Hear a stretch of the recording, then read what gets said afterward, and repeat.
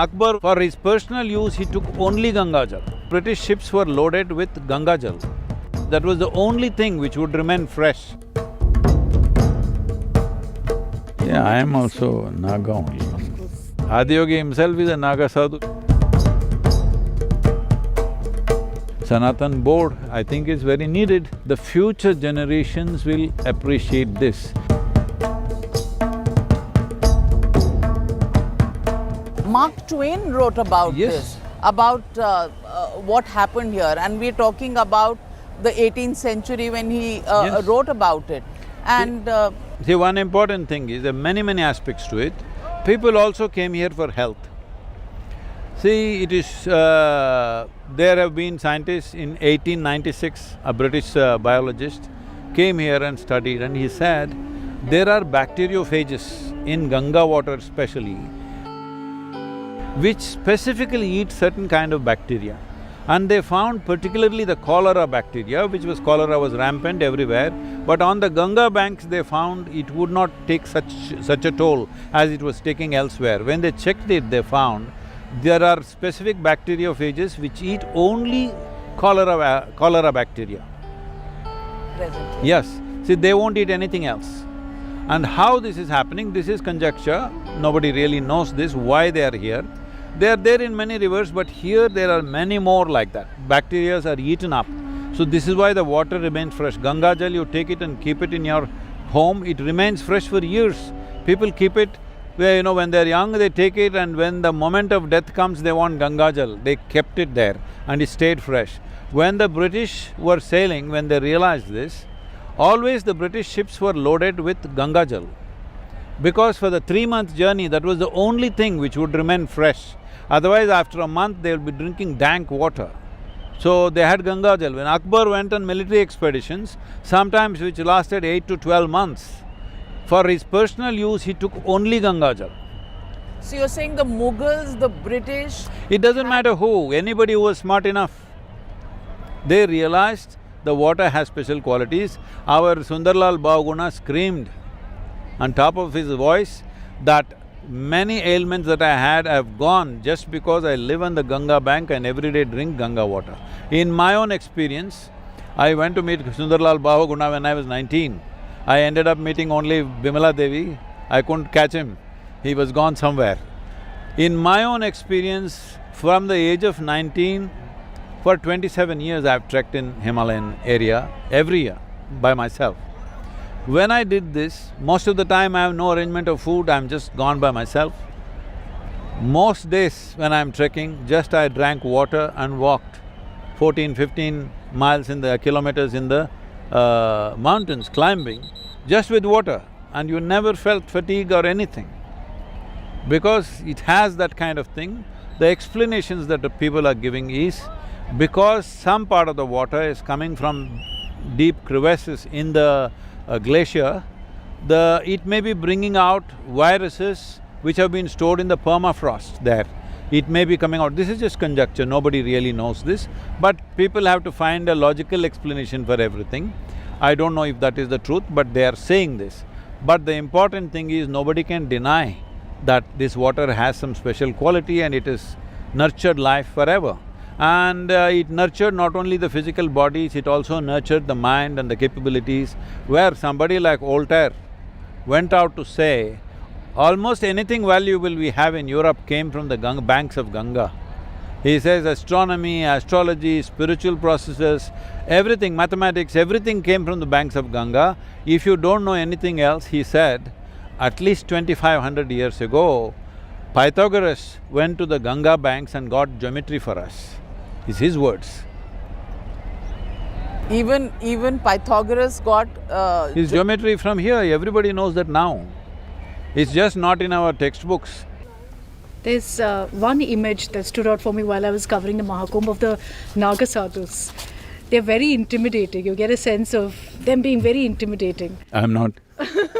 I hope you know what I mean, Sadhguru. They're very… the way I can speak to you, have a conversation with you. Language. I don't know if I can do that with a Naga Sadhu. No, and my question is this. They're not for talking. They're not. But, I think there's a lot of curiosity about them, about their lives. What do you know about them, Sadhguru? Do they actually live somewhere deep in the Himalayas, like they claim? You've Yes. trekked there many times, you were telling me. Yes, many times. Have you seen a Naga Sadhu there? Many, yes. So is that where they come from then for the Kumbh? Because you see thousands of them, but in our daily life… See, I am also Naga only. Of course. It's just that today we have work in the world, so Yeah. we became a bit diplomatic in our approach, but nothing in our core has changed, we are the same. Okay. But Adiyogi himself is a Naga Sadhu, isn't it? Doesn't he have a Naga on his yes, throat? yes. What else do you want? So, we are the same people. Just you have to change according to the situations to make yourself effective, otherwise you'll be out of place. What's the point? See, there are only two things in your life. Internally, profoundness of your experience, that's all. You may think it's marriage, you may think it's love, you may think it's success, you may think it's achievement. Essentially, profoundness of experience, isn't it? Yeah. Whatever you call it. Or somebody thinks it's drug, alcohol, meditation, whatever, or they saw God. Profoundness of experience, that's all you're looking for.